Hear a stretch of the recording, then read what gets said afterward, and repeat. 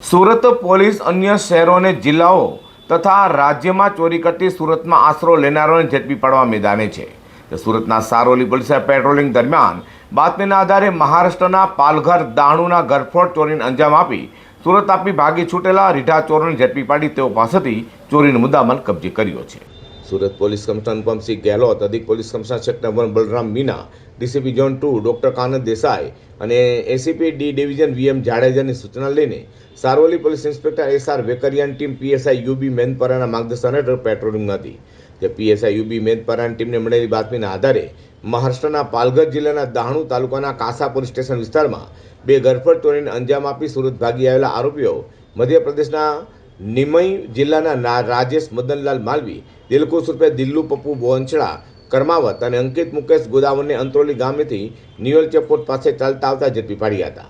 આરોપીઓ પાસેથી પોલીસે ગરફોડ ચોરીમાં ગયેલા સોના ચાંદીના દાગીના તથા મોબાઈલ ફોન મળી 12,52,000થી વધુની મત્તા કબજે કરી ત્રણેયનો કબજો મહારાષ્ટ્રના કાંસા પોલીસ સ્ટેશન તજવીજ હાથ ધરી છે. સારોલી પોલીસ સ્ટેશન વિસ્તારમાં નિયોન ચેકપોસ્ટ આવેલી છે. ગઈ તારીખ 16 માર્ચના રોજ જે રેગ્યુલર અમારું નિયોન ચેકપોસ્ટ વાહન ચેકિંગ ચાલે છે એ વાહન ચેકિંગ દરમિયાન અમને એક શંકાસ્પદ મૂવમેન્ટ જણાઈ અને અમારી પાસે લોકલ ઇન્ફોર્મેશન પણ હતી કે આમાં મહારાષ્ટ્રથી અને વાપી વલસાડથી જે ચોરી કરનાર ગેંગ છે એ લોકો આ પ્રકારની કોઈ લક્ઝરીમાં બેસી અને આવી રહ્યા છે. એટલે અમારું જે સઘન વાહન ચેકિંગ ચાલતું હતું એ દરમિયાન આ લોકોને ખ્યાલ આવી જતા પાછળની લક્ઝરીમાંથી આ લોકો કૂદીને ત્યાંથી ભાગવાનો પ્રયત્ન કરતા પોલીસે ઇમિડિયેટલી એ લોકોને પકડી લીધેલા હતા. એમની પાસેથી જે મુદ્દામાલ રિકવર કર્યો છે એ આશરે 12.5 લાખ જેટલો છે, જેમાં સોના ચાંદીના દાગીના પણ છે. અને ઇન્ટ્રોગેશન દરમિયાન ખબર પડી છે કે મહારાષ્ટ્ર રાજ્યના જે પાલઘર જિલ્લો છે ત્યાંનું દાહણુ તાલુકાના કાસા પોલીસ સ્ટેશન વિસ્તારમાં 2 ફરિયાદ દાખલ થઈ છે ગરફોડની. જેનો જે આ મુદ્દામાલ છે એ મુદ્દામાલના જે ફોટોગ્રાફ્સ છે અમે મહારાષ્ટ્ર પાલઘર ખાતે જે કાસા પોલીસ સ્ટેશન છે ત્યાંના અધિકારી સાથે શેર કરતાં ખબર પડી કે ત્યાંના જે ગરફોડ કરી છે એ જ મુદ્દામાલ આ છે. એટલે અને કાસા પોલીસ સ્ટેશનના મહારાષ્ટ્રમાં ગુનો પણ દાખલ થયેલા છે 2 ગરફોડના.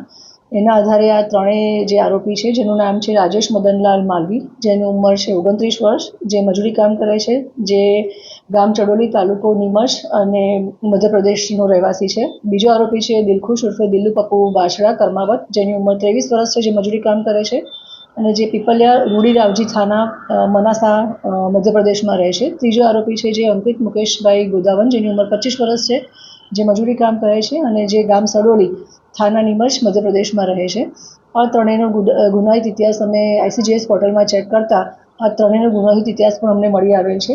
જેમાં જે મેઇન રાજેશ અને જે બીજો આરોપી છે દિલખુશ, એ બંને જણા અગાઉના ગરફોડમાં પણ પકડાયેલા છે. અને જે ત્રીજો આરોપી છે અંકિત, એ પણ ત્રણમાંથી જે અંકિત છે એ પણ આગળના પોક્સોના ગુનામાં પકડાયેલો છે.